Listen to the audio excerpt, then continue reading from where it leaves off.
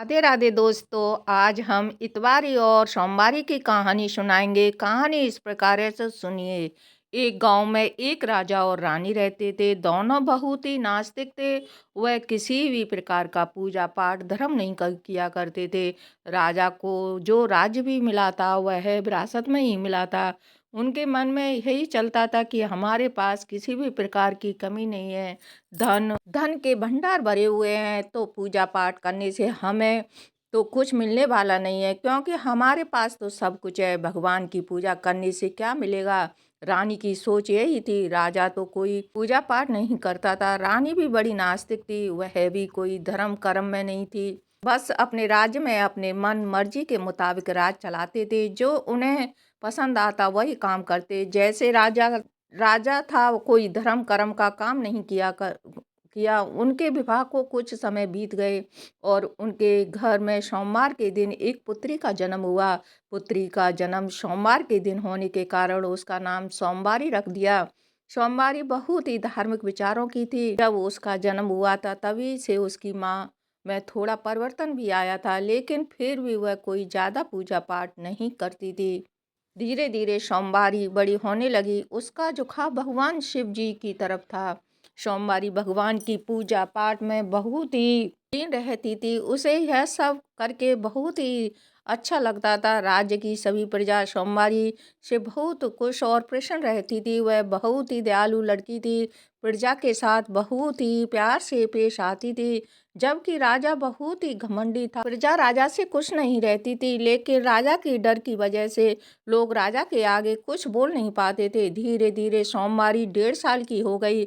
इधर रानी ने दोबारा से गर्भ धारण किया और 90 महीने रानी ने फिर से एक कन्या का जन्म दिया, जो इतवार के दिन पैदा हुई थी। उसका नाम इतवारी रख दिया।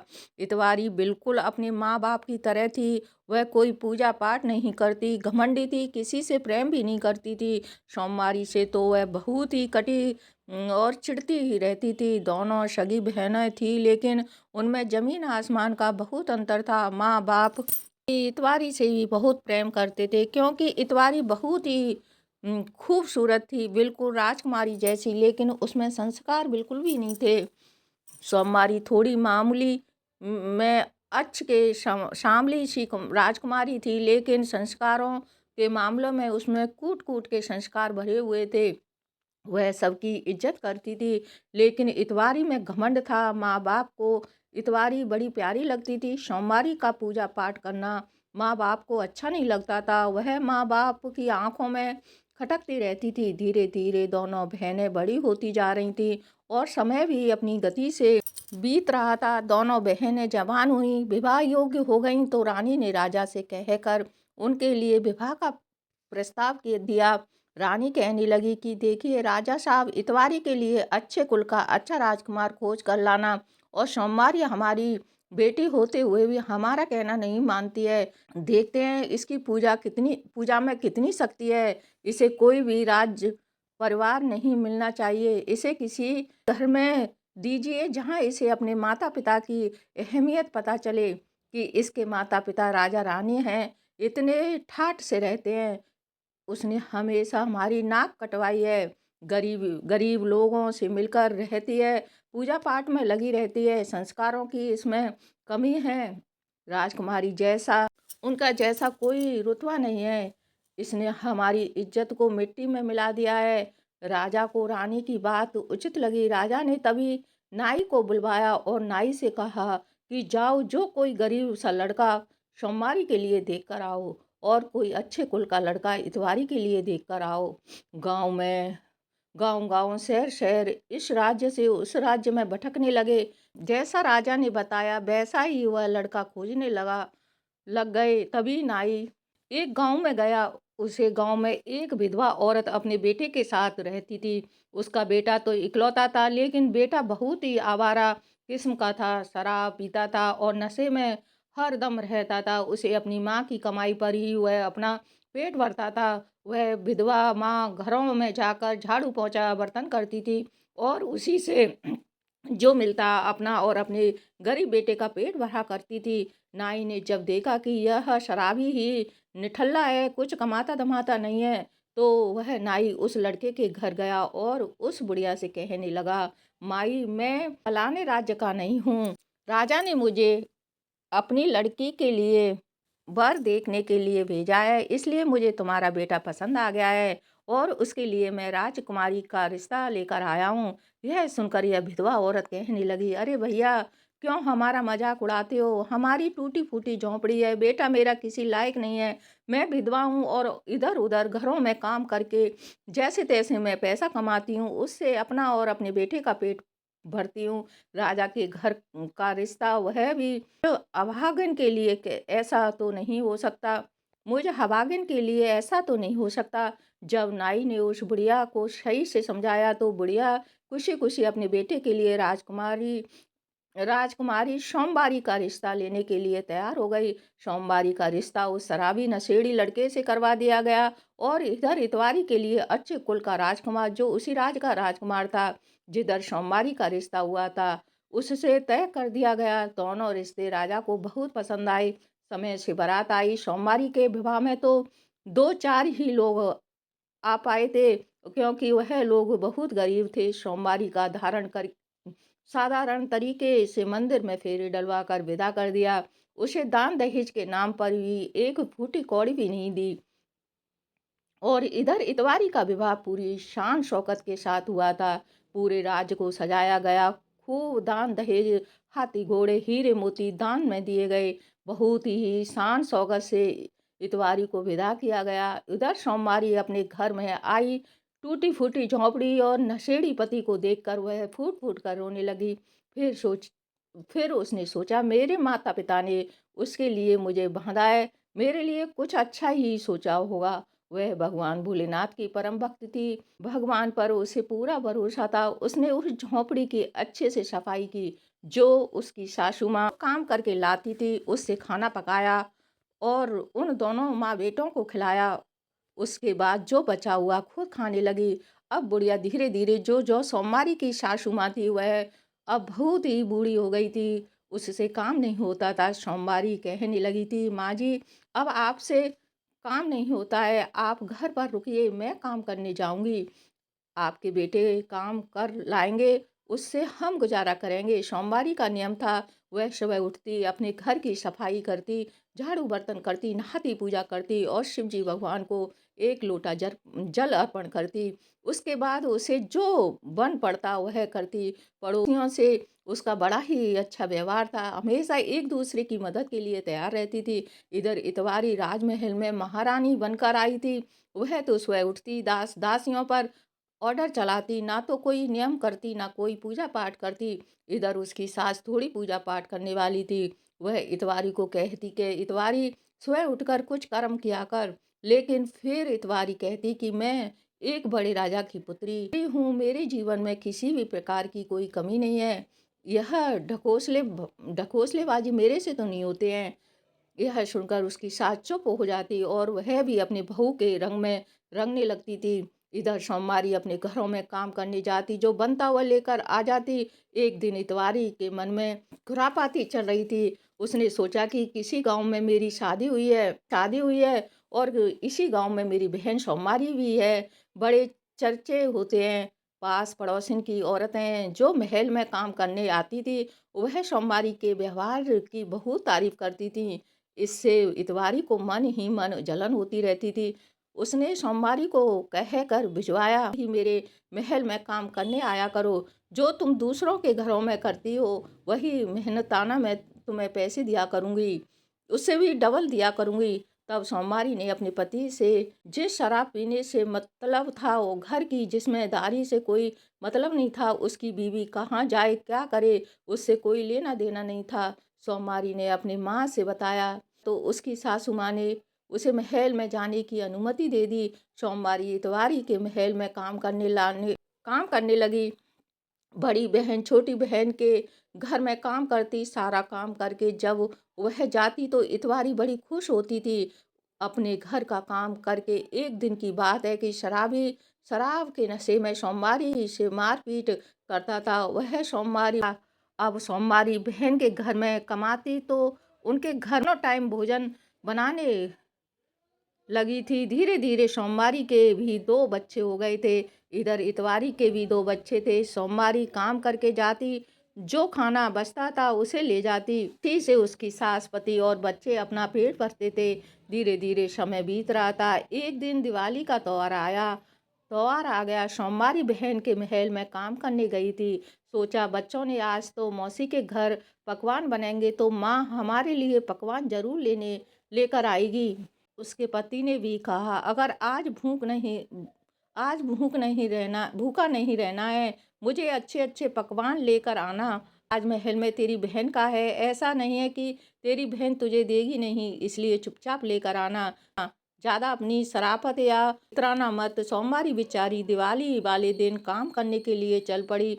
महल में जाकर उसने सारा काम किया, साफ सफाई किया, पकवान बनाए, बड़ी अच्छी खुशबू आ रही थी। वह इतवारी से कहने लगी, इतवारी बहन मुझे कुछ पकवान दे दो, मेरे बच्चे घर पर भूखे हैं और तुम्हारी जीजाजी भी मिलेंगे। तब इतवारी कहने लगी, क्योंकि रोज इतवारी उसे बचा कुचा खाना देती थी, लेकिन आज भी इतवारी के मन में जो खुरापात वह सोच हुए बैठी थी, तो उसने सोचा आज सोमवारी को वह खाना नहीं दूंगी। कहने लगी, देखो सोमवारी जीजाजी राज्य के दौरे पर गए हैं, तब तक वह नहीं आ जाते घर में कोई भी खाना नहीं खाएगा, और जब तक घर में कोई खाना नहीं खाएगा तो मैं तुझे कैसे दे सकती हूँ। सोमवारी बेचारी अपना समूह लेकर चल दी वापस, क्योंकि सोमवारी बड़ी ही स्वाभिमानी लड़की थी। वह महल के बाहर आकर खड़ी हो गई। सोचने लगी, घर में तो खाने के लिए एक दाना भी नहीं है। अगर मैं खाना लेकर नहीं गई तो मेरा पति कलेश करेगा, मुझे मारेगा, मेरे बच्चे भूख से तड़प रहे होंगे, मैं क्या लेकर जाऊं। यही सोचकर सोमवारी महल के पीछे खड़ी होकर जोर जोर से रोने लगी। दिवाली का दिन है, सब त्योहार मना रहे होंगे और मेरे घर में कलेश बढ़ेगा। यही सोचकर सोमवारी रो रही थी। संयोग से माता पार्वती ने देखा कि सोमवारी बहुत दुखी है। माता भी तो अपने भक्तों का जो परीक्षा लेती हैं। अब माता रानी ने एक बुढ़िया का भेष बनाया। लंबे लंबे सफ़ेद बाल, उलझी उलझी लठें, फटे हुए कपड़े पहनकर, उलझी लठें और फटे कपड़े पहनकर वह सोमवारी के पास आ गई और झुकी हुई कमर, बहुत ही बूढ़ी औरत का भेष बनाया। जाकर वह सोमवारी से कहने लगी, बेटी तुम क्यों रो रही हो, क्या दुख है तुम्हें। तो सोमवारी ने आंखें खोली तो देखा कि उसकी आंखें आंसुओं से भरी हुई हैं। उसने जल्दी से अपने आंसू पहुँचे और बुढ़िया को देखकर कहने लगी, अरे माई कोई बात नहीं है। तो बुढ़िया माई कहने लगी, अरे बेटी तू तो बहुत परेशान है, अपने इस बुढ़िया माई को नहीं तो बताएगी तो क्या तुझे परेशानी है। सोमवारी बेचारी तो सबके साथ घुल मिल जाया करती थी। वह बोली, नहीं माँ जी कोई बात नहीं। जब एक दो बार बुढ़िया माई ने पूछा तो सोमवारी पिघल गई और रोते हुए पार्वती बनी बुढ़िया माई को सारी वह रोते हुए पार्वती बनी बुढ़िया माई को सारी बात बता दी कि कैसे उसके घर में बच्चे और पति और सास भूखे बैठे हैं, उसकी राह देख रहे होंगे, लेकिन उसके पास ले जाने के लिए कुछ भी नहीं है। कौन सा मुंह लेकर वह घर जाएगी। अगर घर जाऊंगी तो पति कलेश करेगा और मुझे मारेगा पीटेगा। आज त्योहार का दिन है, सब दिवाली मना रहे हैं, अरे और मेरे घर में सभी भूख से तड़प रहे हैं। तब तो पार्वती मैया थी, बुढ़िया बनी हुई थी, वहीं पर बैठ गई और कहने लगी, अरे बेटी पास में मेरी झोंपड़ी है, जरा वहाँ तक मुझे पहुँचा दे। देख मेरी सांस चल रहा है, देख मेरी सांस फूल रही है, मुझसे चला नहीं जा रहा है, मेरी हिम्मत जवाब दे गई है। अब अपना दुख भूल कर सोमवारी ने बुढ़िया को पकड़ा और उसकी झोंपड़ी तक पहुँचा दिया। चलते चलते एक टूटी फूटी झोंपड़ी में जाकर पार्वती मैया ने कहा, बेटी यही जो एकांत में झोंपड़ी बनी हुई है यही मेरी है। अब सोमवारी जब झोंपड़ी के अंदर गई तो बड़ी ही गंदी झोंपड़ी थी। सोमवारी ने बुढ़िया माई को बिठाया, मटका रखा था पानी का, उसमें से एक गिलास पानी निकाल कर बुढ़िया माँ को पिलाया। उससे बूढ़ी माँ को साँस लेने में थोड़ा आराम मिला और झाड़ू उठाकर सोमवारी ने बूढ़ी माँ की झोंपड़ी की सफाई कर दी। कहने लगी, माई, तुम इतनी गंदी जगह में रहती हो, सफाई नहीं हुई है, इसलिए तुम्हें साँस लेने में दिक्कत हो रही है। मैं तुम्हारी झोंपड़ी की सफाई कर देती हूँ। सारी सफाई करके उसने बुढ़िया माई को जहाँ टूटी चारपाई सी पड़ी थी वह लिटा दिया। और बूढ़ी माई कहने लगी, मेरे पैरों में बड़ा दर्द हो रहा है। तो उस बेचारी सोमवारी उनके पास बैठकर उनके पैर दबाने लगी। लेकिन सोमवारी को कहाँ पता था कि वह जगत जननी है। जगत जननी के सोमवारी को क्या पता था कि वो तो जगत जननी के पैर दबा रही है। और जगत जननी भी उनके मन की हर बात जानती थी। सोमवारी के मन में चल रहा था, मेरे बच्चे भूखे होंगे, कैसे घर जाऊंगी। सब त्योहार मना रहे हैं, मैं आज त्योहार के दिन जो एक अन्न का दाना भी मेरे घर में नहीं है, कैसे मैं बच्चा का सामना करूंगी। पति तो मुझे जाते ही मारेगा पीटेगा। दोनों तरफ से बेचारी बहुत दुखी थी। पार्वती माँ तो अंतर्यामी थी, उन्होंने सोमवारी के मन की सारी बातें जान ली। वह सोमवारी पैर दबाकर जब कहने लगी, माँ, अब शाम हो रही है, मुझे घर जाना है। तब पार्वती मैया कहने लगी, अरे बेटी, तूने मेरी इतनी सेवा की है, एक काम कर, यहाँ एक मिट्टी का मटका रखा है, उसमें थोड़े से चावल हैं, वह चावल तू लेकर आ और लेकर जा, मेरे तेरे आंचल में रख देती हूँ। लेकर आ, मैं तेरे आंचल में रख देती हूँ, वह चावल लेकर जा। यह सुनते ही सोमवारी को एक उम्मीद लगी कि चलो घर ले जाकर चावल पका कर ही खिला दूंगी। तब सोमवारी वह मटका लेकर आई, उसमें चावल रखा था। बूढ़ी माँ ने कहा, बेटी, आंचल आगे करो, और उसमें चावल दे दिए। चावल लेकर सोमवारी घर की तरफ चल दी। घर के दरवाजे पर उसके बच्चे खड़े हुए अपनी माँ का इंतजार कर रहे थे कि आज तो माँ मिठाई और पकवान खाने के लिए लाएंगी। लेकिन उन्हें क्या पता था कि माँ तो बेचारी आज उसे अन्न का दाना भी इस मौसी के घर से नहीं मिला है। अब वह तो बेचारी चावल लेकर आ रही है। पति नशे में डूबा हुआ था, वह भी सोच रहा था कि आज मिठाई और पकवान ही खाने को मिलेंगे। बूढ़ी सास बेचारी बड़ी हमदर्दी रखती थी अपनी बहू सोमवारी से। उसे पता था मेरी बहू बड़ी पवित्र और सच्चे दिल की है। वह जानती थी जरूर उनकी बहन ने उसके साथ छल किया होगा।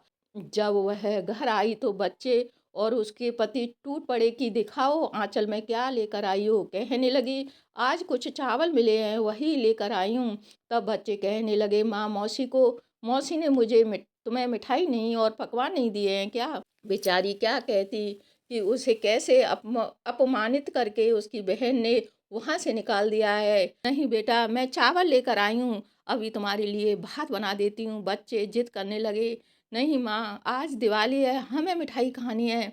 बेचारी कहने लगी, कोई बात नहीं बेटा, मैं तुम्हारे लिए मीठा भात बनाऊंगी जो बिल्कुल मिठाई जैसा होता है। चावल और धान दिया था, उसने धान अपने भंडार गृह से भर के रख दिया और जो पकाने के लायक था ले लिया और उसको पकने लगी। पकाते पकाते सोच रही थी कि कैसी बदनसीब माँ हूँ, अपने बच्चे को भरपेट खाना नहीं खिला सकती। आज मेरे बच्चे मिठाई के लिए तड़प रहे हैं, मिठाई नहीं दे सकती।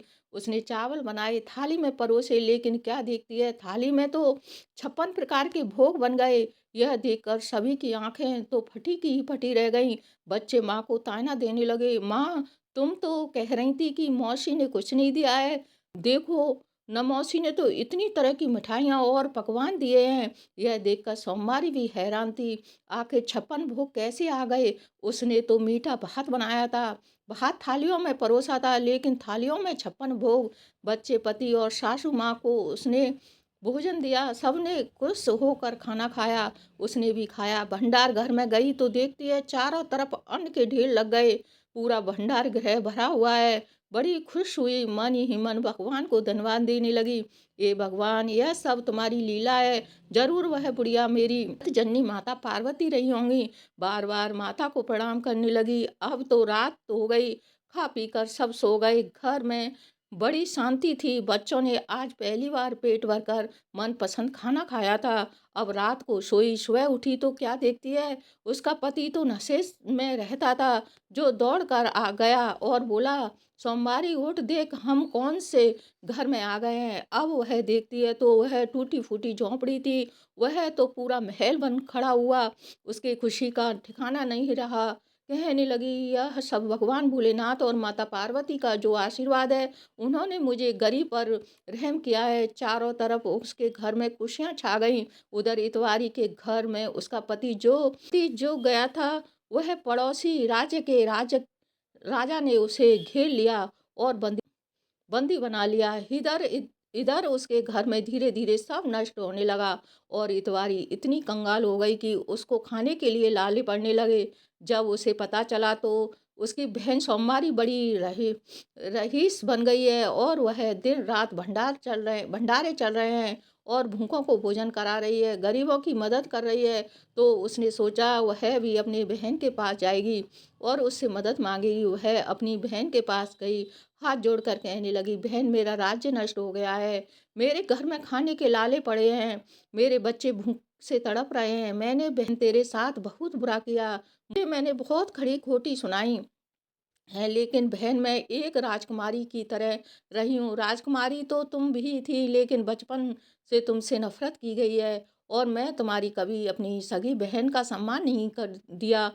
तुम मेरी सगी बहन हो, मुझे भी कोई उपाय बताओ जिससे कि मुझे भी मेरा राजपाट, अन्न और धन मिल जाए, मेरा भी सौभाग्य सुधर जाए। अपनी बहन इतवारी की बातें सुनकर सोमवारी का मन पिघल गया, क्योंकि वह भोली थी, उसकी मदद करने वाली। उसने इतवारी से कहा, बहन, तुम भोलेनाथ की पूजा करो, एक लोटा जल सब समस्याओं का हल भगवान को अर्पित करो, प्रभु तुम्हारे सब समस्याओं का हल निकाल देंगे। इतवारी के मन में भी अभी छल कपट था। उसने बोला, नहीं बहन, तुम मेरी बड़ी बहन हो, बताओ तुमने क्या किया। तब वह कहने लगी, इतवारी बहन, तुमने मुझे घर से निकाल दिया, खरी खोटी सुनाई, खाने के लिए कुछ नहीं दिया।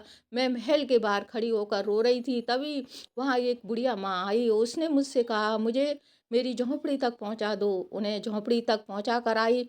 उस बुढ़िया माँ ने मुझे कुछ धान दिए। उन धानों से मेरे घर में अन्न के भंडार लग गए। अब जब इतवारी अपने घर गई, अपनी सास से सारी बातें बताईं। सास थोड़ी लालची थी, वह कहने लगी, ठीक है, हम दोनों भी पूजा पाठ करेंगे, लेकिन पूजा तो तब रखेंगे, तब सोमवारी पूजा रखेगी। उसकी पूजा में जाएंगे, उसके घर में ने पूजा पाठ किया। उसके घर में तो भंडारे चल रहे थे। वह अपनी बहन इतवारी से कहने लगी, इतवारी बहन, तुम्हारे बच्चे भूखे होंगे, उनके लिए खाना ले जाओ। इतवारी कहने लगी, नहीं, मुझे खाना नहीं चाहिए। तुम्हारे घर का और महल के बाहर जाकर दोनों सास बहू रोने लगी। वह जोर जोर से रो रही थी। संयोग से माता पार्वती उस दिन भी उधर ही से निकल रही थी। माता ने एक बुढ़िया का वेश बनाया, जिससे बीमारी सी फटे पुराने गंदे से कपड़े पहने उन दोनों के पास गई और बोली, बेटी, तुम दोनों क्यों रो रही हो। इतवारी कहने लगी, अरे बुढ़िया, दूर दूर है, तुझे तो बीमारी है, दूर होकर बात कर, दिखता नहीं है। मैं इस राज्य की रानी हूँ। एक कहावत है कि रस्सी जल गई पर बाल नहीं आई। उसका घमंड अभी तक चूर-चूर नहीं हुआ था। अब पार्वती माता थोड़ी अलग खड़ी हो गई और कहने लगी, बेटी, मेरे पैरों में बहुत दर्द है, मैं बहुत ही बूढ़ी हूँ, चला नहीं जाता है। बेटी, तुम मुझे मेरी झोंपड़ी तक पहुँचा दो। तब इतवारी और उसकी सास बोली, हाँ हाँ, ठीक है, तुम्हारी झोंपड़ी कहाँ है, हमें बता दो। और इतवारी बूढ़ी माँ से कहने लगी, तुम पीछे पीछे चलो। और बहुत ही दूर से उसे इतना भी पसंद नहीं कर रही थी, क्योंकि उसे बीमारी थी। इतवारी सोच रही थी कि कहीं मैं इसे छू दूंगी तो मेरे हाथ गंदे हो जाएंगे। और वह उस बूढ़ी माँ को लेकर मंदिर के पास जो झोंपड़ी थी उसकी तरफ चल दी। धीरे धीरे बूढ़ी माँ चल रही थी, उसकी सांस चल रही थी। उसे देखकर इतवारी पर कोई फर्क नहीं पड़ रहा था। इतवारी अंदर गई तो वहाँ ही हालत देखकर बाहर खड़ी हो गई। वहां पर एक टूटी सी चारपाई पड़ी थी। पार्वती माता बनी बुढ़िया उस पर बैठ गई और कहने लगी, बेटी, मेरी झोंपड़ी की सफाई मुझसे होती नहीं है, बुढ़ापा बहुत आ गया है, जरा इसमें झाड़ू लगा दो। इतवारी कहने लगी, अरे माँ, तुझे क्या मैं नौकरानी नज़र आती हूँ? मैं सुबह से शाम तक नौकरों पर ही हुक्म चलाती हूँ और तुम मुझसे कह रही हो कि मैं कोई काम नहीं करने वाली हूँ। बेचारी बुढ़िया तड़प कर चुप हो गई और लेटी रही। अब जब उसने देखा कि बुढ़िया सो गई, उसने देखा कि बुढ़िया के पास में घड़ा रखा था और उसमें चावल हैं, तो उसने बुढ़िया से मांगे नहीं, खुद अपने पल्लू में समेटे और दोनों सास बहू चल दिए। जाकर उन्होंने अपने बच्चों से, अपने पति से कहा कि तुम मेरे साथ कलेश करो, तुम मारो पीटो। और कहने लगी, अरे इतवारी, कहने लगा पति, इतवारी क्यों मेरे हाथों से तू परेशान कर रही है? मुझे मारना नहीं, मैं तुझे मारना नहीं चाहता। वह कहने लगी, अरे नाना, तुम मुझे पिटाई पिटाई करो और तुम मेरी पिटाई करो। अब उसके पति ने अच्छी तरह से अपनी पूरी भड़ास निकाली, खूब इतवारी को पीटा। फिर भी इतवारी के मन में तो जोश था, इतवारी ने भात बनाया, उसको परोस दिया।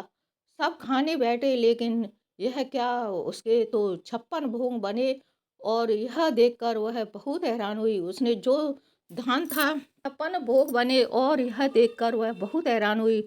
जिसमें जो कुछ धान था वह अपने भंडार गृह में रख दिया, जैसा कि सोमवारी ने बताया था। और खुशी खुशी दोनों सास बहू सो गईं। फिर सुबह तो हमारे दिन के शुद्ध मिलेंगे हमें। इसके बाद सुबह क्या देखते हैं कि उसका घर संसार बचा हुआ था, महल बचा हुआ था, उसमें आग लग गई। यह देखकर इतवारी का पति घबरा गया और इतवारी के पास आया और कहने लगा, अरे इतवारी, यह तूने क्या कर दिया? देख तो सही, सारे घर में आग लगी हुई है। इतवारी को काटो तो खून नहीं, इतवारी को काटो तो खून नहीं, अरे बहन के घर में तो इतना इतना कुछ कर दिया और मेरे घर में बचा कुछा भी जला दिया। वह दौड़ी दौड़ी अपनी बहन सोमवारी के पास गई। सोमवारी के हाथ जोड़कर कहने लगी, बहन मुझे माफ़ कर दो, मैं तुम्हारे साथ मैंने बहुत बुरा किया है, मुझे उसकी माफ़ी दे दो। सोमवारी तो थी ही बेचारी नरम दिल की, वह कहने लगी, नहीं बहन, तुम तो मेरी बहन हो, तुमने कोई गलती नहीं की है। वह कहने लगी, नहीं बहन, मैं बहुत गलती की है, जिसकी सज़ा मुझे मिल रही है। मैं हमेशा तुम्हें नीचा दिखाया करती थी और घर में खूब अपमान किया करती थी, तूने बहुत बर्दाश्त किया है। वह कहने लगी, उसकी बहन सोमवारी, अरे इतवारी क्यों दिल पर लेती है? मैंने तो कभी कभी सुना ही नहीं कि तूने मेरा अपमान किया है, समझा ही नहीं कि तूने मेरा अपमान किया है। मैं तो अपने भोले बाबा में मस्त रहती हूँ, मेरा रोम रोम मैं बाबा को याद करती हूँ, मैं तो उन्हें अपने दिमाग से निकाल ही नहीं पाती। तो तू तेरी बात जब सुनती तो हमेशा उनमें, मैं तो उन्हीं में लीन रहती हूँ। कौन क्या कह रहा है, नहीं कह रहा है, यह चीज़ का मुझ पर कोई असर नहीं था। तब वह कहने लगी, बहन मुझे भी कोई उपाय बता जिससे मेरे भी दिन फिर जाएं। सोमवारी अपनी बहन इतवारी को पूरी विधि विधान के साथ पूजा पाठ करने की विधि बताई। इतवारी इतवारी और उसकी सास को बहुत ही गलानी महसूस हुई थी। उन्होंने सोमवारी से माफ़ी मांग ली और जैसे सोमवारी का अच्छा व्यवहार था, वैसे ही इतवारी में बहुत परिवर्तन आ गया। उसने भी पूजा पाठ करना शुरू कर दिया। धीरे धीरे इतवारी के दिन बदलने लगे और कुछ समय बाद उसका राजपाट वापस मिलने लगा। इसका पति भी फिर से राजा बन गया। अब वह लोग खूब पूजा पाठ करते थे, गरीबों को भोजन खिलाते थे। राज्य में सुख शांति छा गई थी। धीरे धीरे भोले बाबा की कृपा बरसने लगी थी। अब उनके भी सुख के दिन आ गए। उनकी सास ने भी माफ़ी मांगी थी कि बहू के साथ में भी लालच में पड़ गई थी और धीरे धीरे सोमवारी और इतवारी दोनों बहनों में बहुत प्यार हो गया।